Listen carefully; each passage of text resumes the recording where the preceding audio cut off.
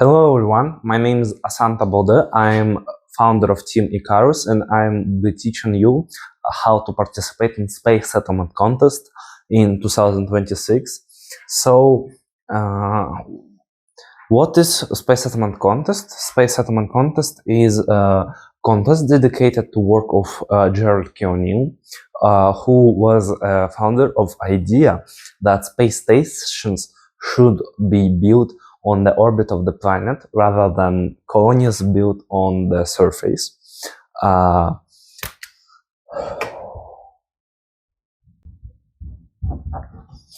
So some generic information about Space Settlement Contest. It is sponsored by NSS, National Space Society. And it was founded by NASA, but now it is not working with support of NASA, unfortunately. So prize pool is $5,000, but this $5,000 only goes to Grand Prix nominee and not for the first, second, and third places.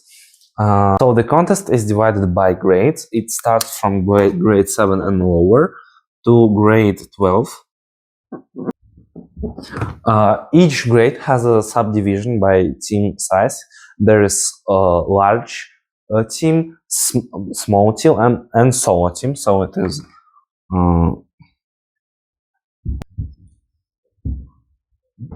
small team includes 2 to 5 people, and large team includes 6 to 12 people.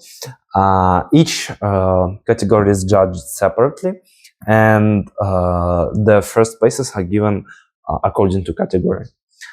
The winners of the contest and the second, third places and even honorable mentions are invited to International Space Development Conference, or just ISDC. We, as a second place holders, went to ISDC last summer. Here you can see the photographs from ISDC. It is a very great conference. We met amazing people such as Robert Hood Gibson, who was an astronaut who on the mission Soyuz Apollo, he shook hands with the Russian commander. There was also another great person, Mike Mongo. He was a speaker. We were talking about efficiency, productivity, and so on. And there was also a panel debate. There were panel speakers, and our friends from Europe were panel speakers. There, they were also just speakers. There, they presented the space station, and you can present it too. So, let's get to the juicy part. How do you win this contest? Well, it is important to know that contest is divided into engineering.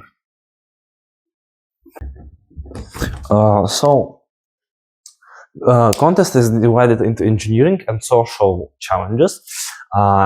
They are all included in a single 50-page document. The document must include artificial gravity, then it must include energy, how to obtain it, and how much energy you're required to use. Also, it is important that you are ecologically sustainable, so filtration and reusability also is important part of engineering.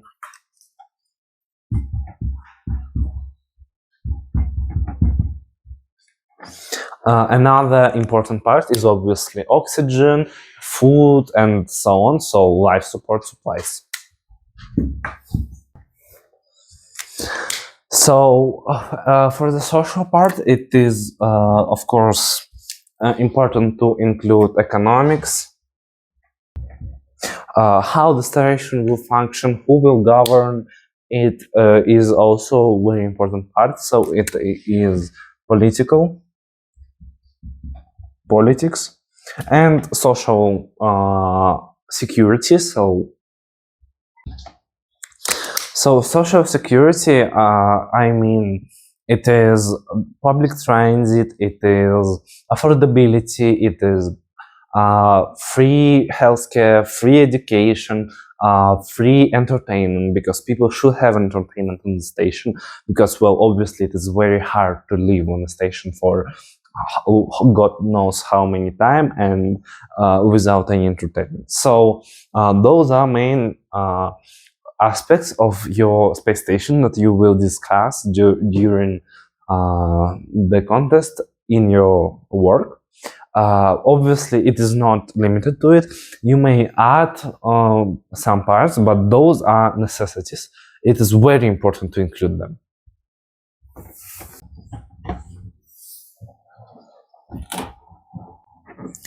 So, how do you write a space settlement contest? Well, first step is obviously to gather a team.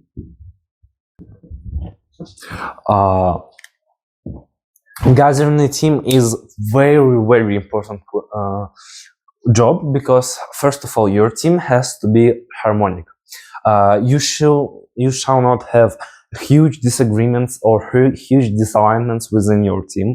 So there shouldn't be ways where some guy thinks that the station should be on Mars and other guy thinks that station should be God knows where. So they should always come to an agreement. Maybe it should not be an instant agreement. Maybe they can argue about it. They can have a debates, but it is crucial that they don't have totally different views that cannot be shaped, because this obviously will affect your teamwork. Also, it is important that you have a balanced team, so you don't waste all of your team members on engineering and then you include only one, for example, biologist. So who will solve the social economic problems, who will solve the other parts, the chemistry problems, the maybe other problems that may occur on your space station. So team should be harmonical. Ideally, it's 50% engineers. Engineers that do physics, because most of the most of the project is exactly physics. Then for 30%, you have to have engineers that do biology and chemistry, so it's chemical and biomedical engineers. Obviously, you are still at school, so you will not have professional engineers on your team, but I mean the guys who are profound in it, who want to study engineering, or guys who are at Olympiad teams for biology or for chemistry and so on and so on. Then obviously you need someone who will design the station in social ways. So you need a sociologist, maybe an economist, and maybe a business, someone who does business. So for example, for a team of 10 people, you're gonna have 5 engineers, 3 chemistry or biology guys, and 2 guys that do business and social parts. If you can't gather this this many people, you can multitask, obviously. For example, if you have 5 people, you can have one guy do both engineering and chemistry. You can have one guy who does both engineering and business, or so on. I recommend including a designer somewhere here. So maybe an engineer will be a designer, maybe a businessman will be also a designer, or you can have a larger team. You can have 12 people, and one of them will be dedicated specifically to design. If you have 12 people, I also recommend having someone who can code or who can do an Arduino project, because it is also important to have maybe some practical knowledge on the space station not only limited to theoretical, and the best way to show your practical knowledge is by doing code or an Arduino. So what is the second step is also similar to the first step. It is to divide the task.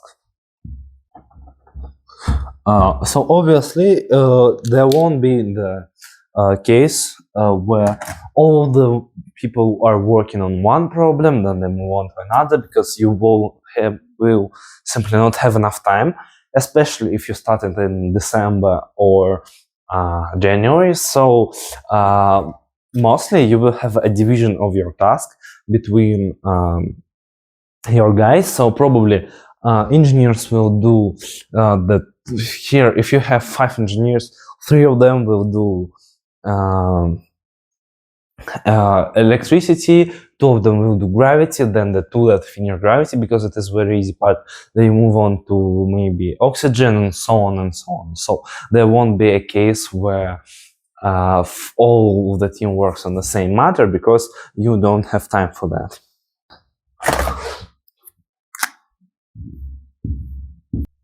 So obviously it is very important to map out your efforts, so you will have strict deadlines, strict rules on when to submit your part of the work, because if you don't, you will simply not do it by the deadline. The deadline is 15th of February. So it's 15th of February. By this time you should finish all of the work. So it's very important to have deadlines and to have maybe a check-in phase or anything similar. Also, you want to take in account that you have a day off on 14th of February, hopefully. So yeah, this is preparation work before you start doing space settlement contest. What to do after you do the preparation work? You should start working. So what do? You ask your school to give you a free pass for maybe a week, maybe 2 weeks. So during this time you will have absolutely no chores, absolutely no work, no homework. Even if you have tests coming, it's better to take them later, obviously, if your school allows it. So in this time you will be solely writing the 50 pages of the work. Also, all the work should be done in English, obviously. So if your team is only half speaking English, or if your team doesn't speak English, you should use translator, but obviously you should use it wisely, not overusing it, not dumping whole pages into the translator. You should translate maybe word by word and construct the sentences, so on and so on. So yeah,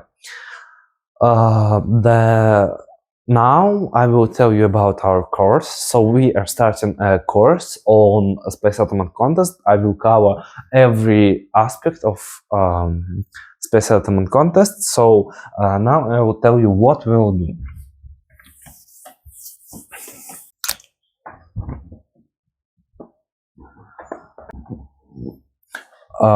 So firstly we will cover physics.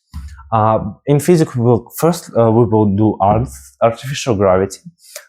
Second thing we will do is electricity.